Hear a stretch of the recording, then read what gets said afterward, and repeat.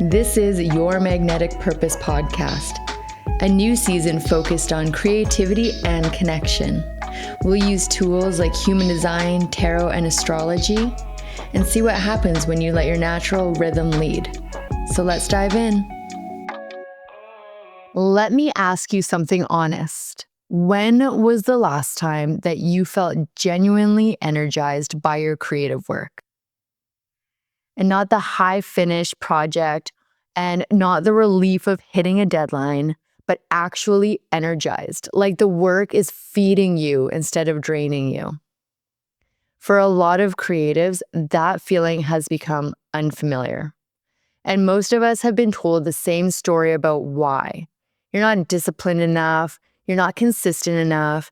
You need better routine, a better morning system, a better sleep system, a better mindset. But what if the problem isn't your discipline? And what if it's that nobody ever told you how you're actually designed to work? Because here's what I've observed working with creatives across different projects and teams. Most burnout isn't caused by working too hard. It's caused by working in the wrong ways for too long. I'm Ashley, and this is Your Magnetic Purpose podcast. And today, we are talking about burnout through the lens of human design, specifically what it looks like for each energy type and why it keeps happening and what to actually do about it. So let's get into it. Before we talk about types, I want to reframe what burnout actually is, because the conventional definition is incomplete. Most people think of burnout as doing too much for too long. And yes, overworking is definitely a part of it. But in the context of human design, burnout is something much more specific. Burnout is what happens when you are consistently operating outside of your design. It's not just exhaustion from volume. It's the particular kind of depletion that comes from consistently working against your natural wiring. It's from making decisions in ways that aren't correct for you, from occupying roles that require you to be something that you are fundamentally not designed to be. And this is why people can have the same job and the same hours and the same project and have completely different experiences. One feels alive and energized, while the other one feels hollowed out. It's not about who works harder.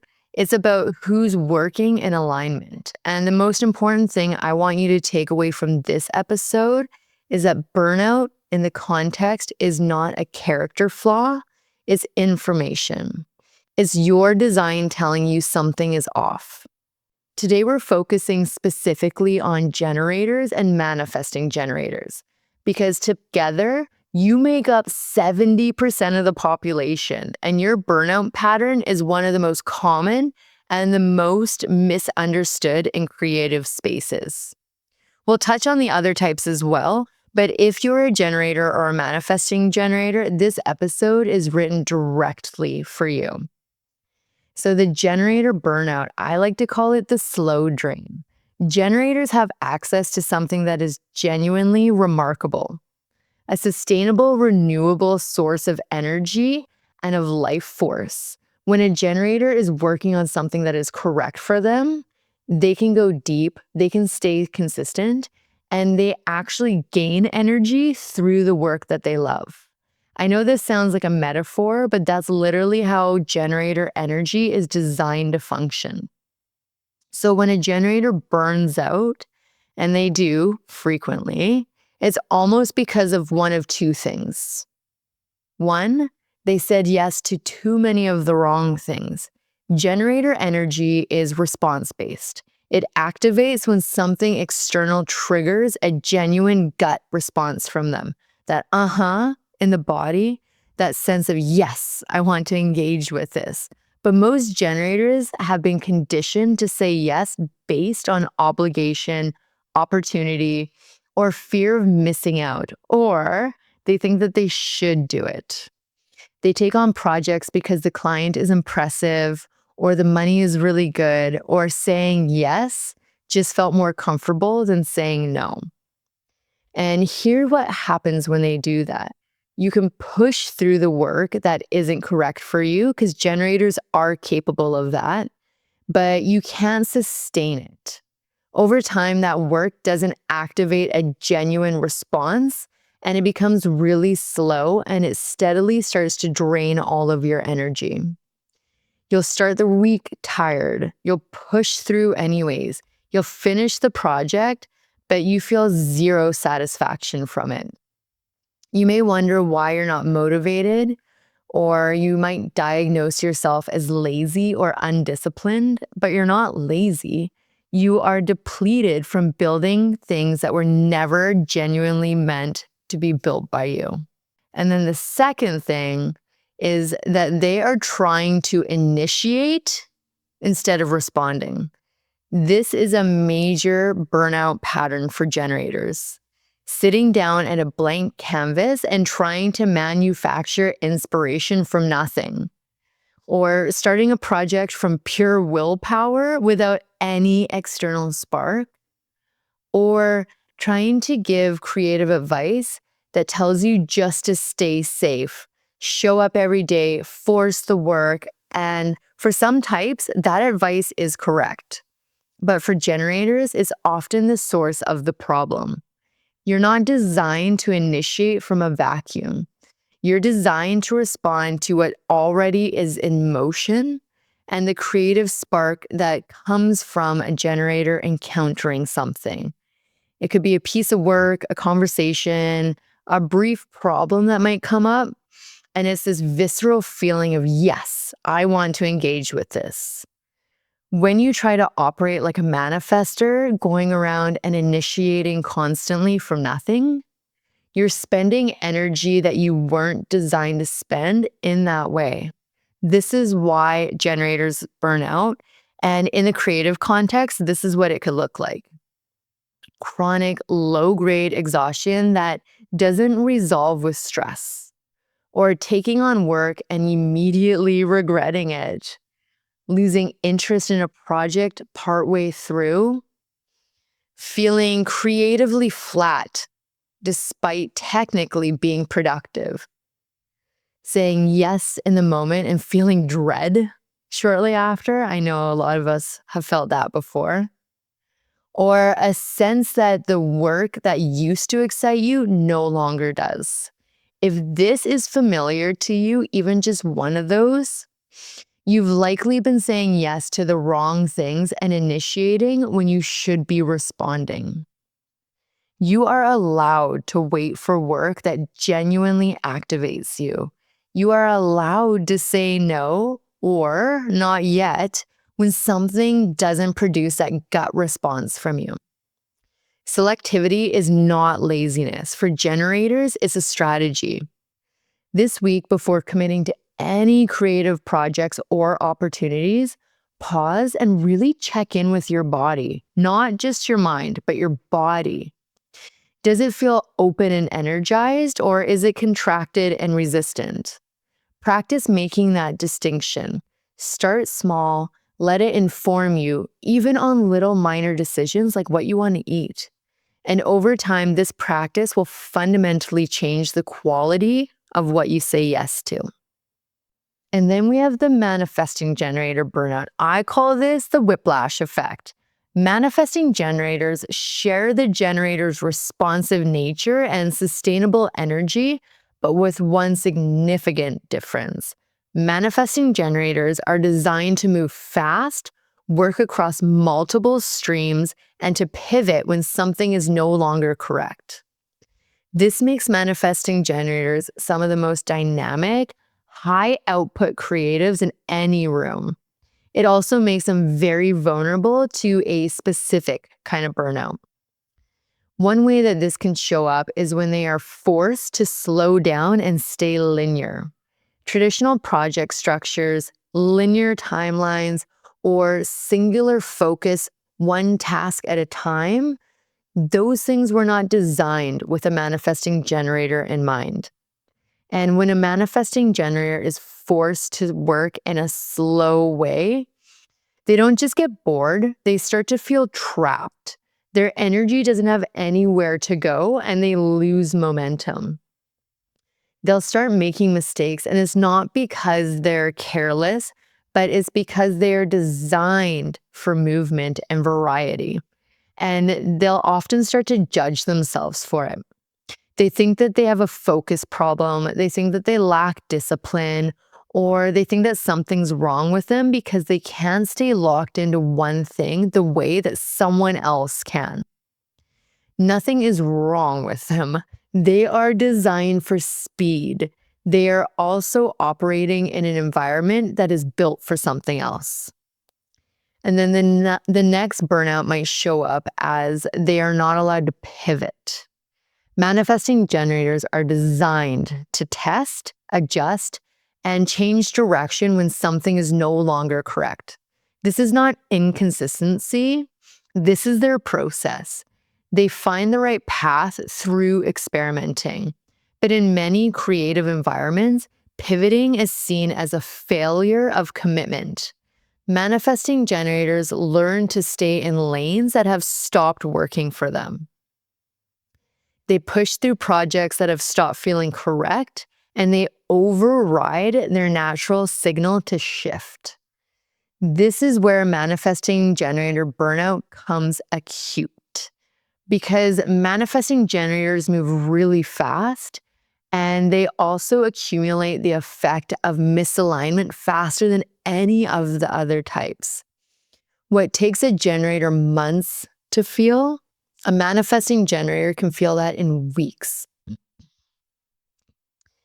And then third, they stop responding to things. Like a generator, manifesting generators are responsive types. Their energy activates through genuine gut responses. But because manifesting generators move so quickly, they are often drawn to momentum, and they can respond out of excitement of something without genuinely being correct for them. They chase the energy of an opportunity rather than actual alignment with it. They say yes fast because that is how they are naturally meant to operate, without checking whether the yes is true in their gut and if they're just saying it out of an excitement response instead of what they actually want. When a manifesting generator burns out in a creative context, it can look like explosive energy followed by a sudden crash, or starting multiple projects and then abandoning them at similar stages. A cycle of intense excitement followed by a complete loss of interest, or feeling overstimulated and creatively empty at the same time, or frustration at being expected to stay focused when their mind is already 3 steps ahead, or a deep, deep sense of restlessness that doesn't resolve even with time off. If this is familiar, you've likely been operating in environments that require you to be slower and more linear than what your design supports. And you've been judging yourself for it, I bet. You are allowed to work across multiple streams. You are allowed to move fast. You are allowed to pivot when something is no longer correct. Not because you failed, but because your design is telling you it's time to shift. You're not linear in the process, and this is how you do your best work, is when you pivot. So this week, identify one area where you've been forcing yourself to be more linear or slower than what feels natural for you. Ask yourself, am I staying in this because it genuinely is correct for me? Or is it because I think I should finish what I started?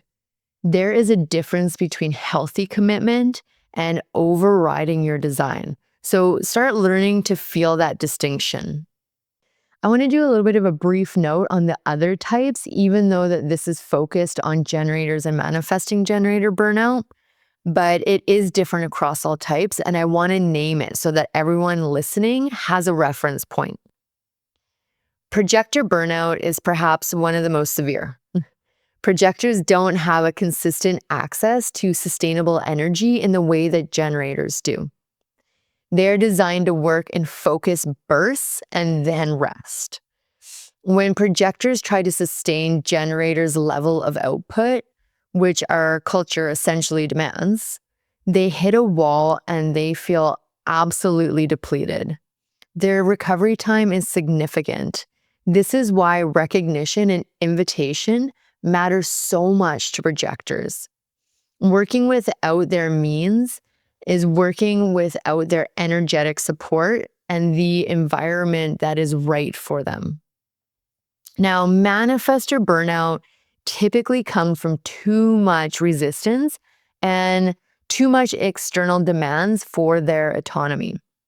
When a manifestor is consistently having to explain themselves, justify their decisions, or operate within systems that don't give them independence, they completely withdraw.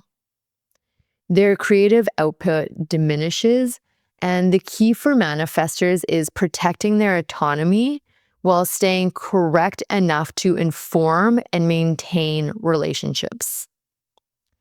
And then reflector burnout is in their environment. Reflectors absorb the energy of everyone around them, which means that a toxic team or a misaligned environment affects them way more than any other type.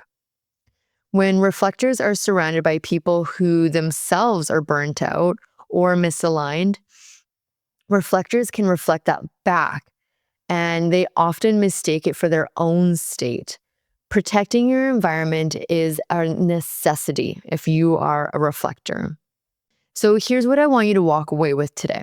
Burnout is not evidence that you're weak or uncommitted or you're not built for this type of work. In most cases, it is evidence that you are working outside of your design for an extended period of time. The creative industry, like most industries, was not built around human design principles. It was built around a particular archetype of productivity that looks like consistent initiation, linear progress, and uniformed outputs. Most people don't fit that archetype, and the gap between how they are designed to work and how they've become conditioned to work is where the burnout really lives. Recognition is the first step. Understanding why you burn out, not just that you do, and really taking into consideration with that reflection. The next is going to be permission, allowing yourself to work differently, even if it looks different from what the industry normalizes. And then the third is action, making small, consistent changes that bring back your work into alignment with your design. You don't have to overhaul everything at once. You can stay with one small little experiment, one boundary, or one decision made throughout your authority instead of your anxiety. This is where the shift begins to happen and things really start to pick up momentum. So your homework for this episode is to go over to yourmagneticpurpose.com, pull your chart if you haven't already, and identify your type. Then ask yourself one question. Have I been working with my design or have I been working against it? Just sit with that question. You don't need to solve it today, but the honest answer will tell you a lot. If this episode resonated, and if you've heard something that explained a pattern you've been carrying for a while, share it with someone who needs to hear it. A creative who keeps burning out and doesn't understand why, or a team member who's been struggling, or someone who's been blaming themselves for something that was never actually their fault. In the next episode, we're going to start shifting from individual design to team dynamics, specifically how to build creative teams that don't just function, but actually complement each other.